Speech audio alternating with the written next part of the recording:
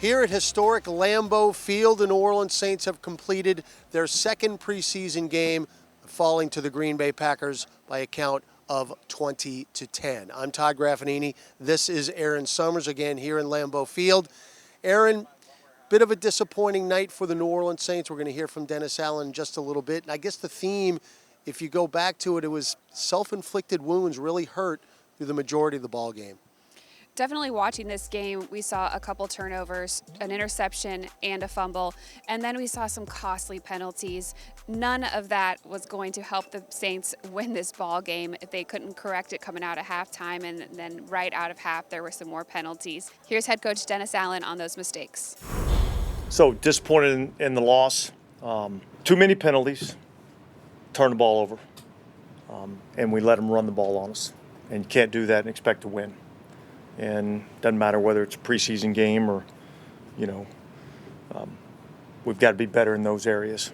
And that was disappointing to see, all the penalties. It's disappointing to see that we turned the ball over again for the second straight week. So that's got to get cleaned up. Well, it wasn't all bad, Erin. We saw Chris Olave's first career touchdown catch here at Lambeau Field, or in the NFL for that matter. Chris, a 20-yard reception from Ian Book. Pretty balanced attack. You had over 100 yards rushing as well. Ian Book had a ton of those yards, and Tony Jones and Devine Ezigbo also ran the ball very hard. So there were some positives to take out of this as well. I think one of the keys is the fact that quarterback Ian Book was able to bounce back after those early turnovers. He's definitely seemed to settle in. He said he wanted to take a little more command of the offense and have fun. He's out here playing in the NFL. It's a lot of reps for him, something he didn't get last season. So he was able to have some productive outings. Definitely in the second half, you said he was able to use his feet a lot. So here's head coach Dennis Allen on what went well in tonight's game. There were some positives in the game. Obviously, defensively, we take the ball away there at the end of the first half, create a forced fumble, and end up getting a touchdown to end the first half. I thought that was good. It was good to see Will Lutz kick a 59-yarder. So that was a positive in the game. So, look, we got to go back to work and keep getting better. Big night for the New Orleans Saints first-round picks, Chris Olave and Trevor Penning. We talked about Olave's touchdown catch. He had a great week here in Green Bay. And Trevor Penning continues to get plenty of reps, playing most of the game in Houston and pretty much all of the game tonight here in Green Bay at left tackle, Erin. Rookie wide receiver Chris Olave has been itching to get his first big catch in the NFL. He was really excited, looking forward to that game against the Texans, to see him get that catch, and it was a really nice play between Ian Book and Chris Olave there in the corner of the end zone. It's got to feel really good for Olave. I know the fans were excited to see what he has to offer. Here is Ian Book on that touchdown pass. We try to, once he pivots, try to get a little bit of an outside release and have him work that up the numbers, up the hash mark into the end zone there. The guy was playing so outside, so he did a great job. We just kind of were on the same page. He got inside, and then he was still able to expand, which is huge. He got back on that landmark where he needs to be.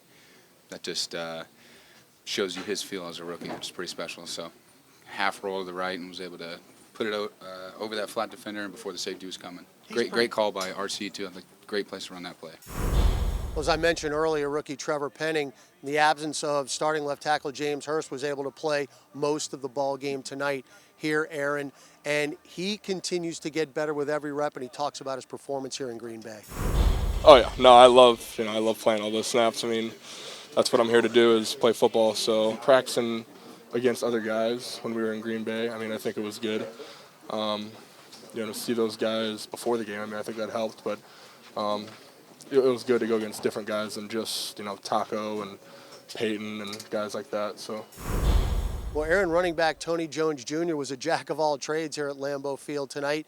We saw him both offensively, catch the ball, rush the ball, and also do a solid job on special teams, returning kicks, and making special teams tackles. It is a crowded running back room, wide receiver room as well, and they definitely want their backs to be multifaceted. Jones got into the passing game a little bit, catching a few passes from Ian Book, and then he was able to be really productive on the ground. He said he really wants to continue to expand his game. And that means also playing some special teams because he knows that might be his opportunity to really solidify his spot on this team. Here's Tony Jones Jr. Just trying to get a rhythm. Like with running back, it takes you a minute. You got to fill out the defense or whatever. And to be honest, my rhythm came early, so I mean that was good. It's our running back room loves the competition, and to be honest, it makes us better. It makes us want to do things to top each other just to do better. Like someone gets a tutty, you trying to get 2. You get a 5-yard run, you trying to get 10. You feel me? It's just stuff like that. Well, special teams is always a very important aspect of a football game, Erin.